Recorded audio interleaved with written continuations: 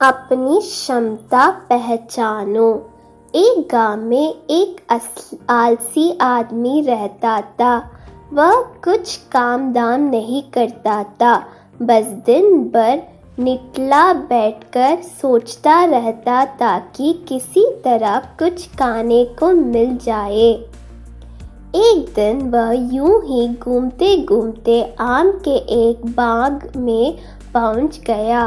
वहां रसीले आम से लदे कई पेड़ थे। रसीले आम देख उसके मुंह में पानी आ गया और आम तोड़ने वह एक पेड़ पर चढ़ गया। लेकिन जैसे ही वह पेड़ पर चढ़ा, बाग का मालिक वहां आ पहुंचा। बाग के मालिक को देख आलसी आदमी डर गया और जैसे तैसे पेड़ से उतरकर वहां से भाग खड़ा हुआ। भागते भागते वह गांव के बाहर स्थित जंगल में जा पहुंचा। वहां बुरी तरह से थक गया था, इसलिए एक पेड़ के नीचे बैठकर सुस्ताने लगा। तभी उसकी नजर एक लोमड़ी पर पड़ी। उस लोमड़ी की एक टांग टूटी हुई थी और वह लंगड़ा कर चल रही थी। लोमड़ी को देख आलसी आदमी सोचने लगा कि ऐसी हालत में भी इस जंगली जानवरों से भरे जंगल में ये लोमड़ी बच कैसे गई, इसका अब तक शिकार कैसे नहीं हुआ।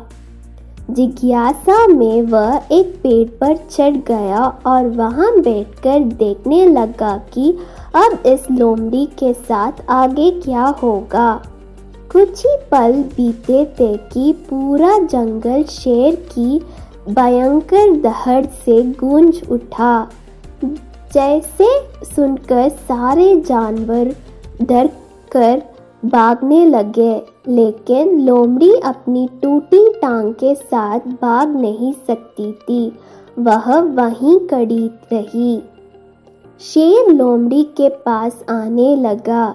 आलसी आदमी ने सोचा कि अब शेर लोमड़ी को मारकर खा जाएगा, लेकिन आगे जो हुआ वह कुछ अजीब था। शेर लोमड़ी के पास पहुंचकर खड़ा हो गया। उसके मुंह में मांस का एक टुकड़ा था, जिसे उसने लोमड़ी के सामने गिरा दिया। लोमड़ी इत्मीनान से मांस के उस टुकड़े को खाने लगी। थोड़ी देर बाद शेर वहां से चला गया। यह घटना देख आलसी आदमी सोचने लगा कि भगवान सच में सर्वेसर्वा है। उसने धरती के समस्त प्राणियों के लिए, चाहे वह जानवर हो या इंसान, खाने पीने का प्रबंध कर रखा है। वह अपने घर लौट आया। घर आकर वह 2-3 दिन तक बिस्तर पर लेटकर प्रतीक्षा करने लगा कि जैसे भगवान ने शेर के द्वारा लोमड़ी के लिए भोजन भिजवाया था, वैसा ही उसके लिए भी कोई ना कोई खाने पीने का सामान ले आएगा। लेकिन ऐसा कुछ नहीं हुआ। भूख से उसकी हालत खराब होने लगी।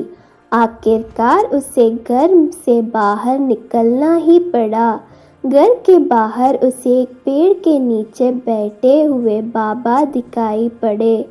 वह उनके पास गया और जंगल का सारा वृत्तांत सुनाते हुए बोला, बाबा जी, भगवान मेरे साथ ऐसा क्यों कर रहे हैं?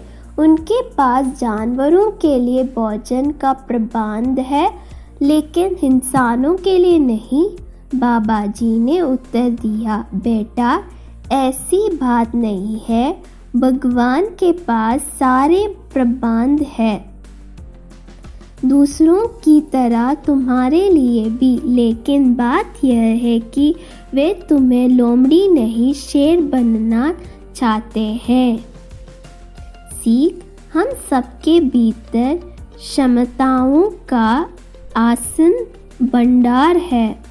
बस अपनी अज्ञानतवश हम उन्हें पहचानना नहीं पाते हैं और स्वयं को कमतर समझकर दूसरों की सहायता की प्रतीक्षा करते रहते हैं।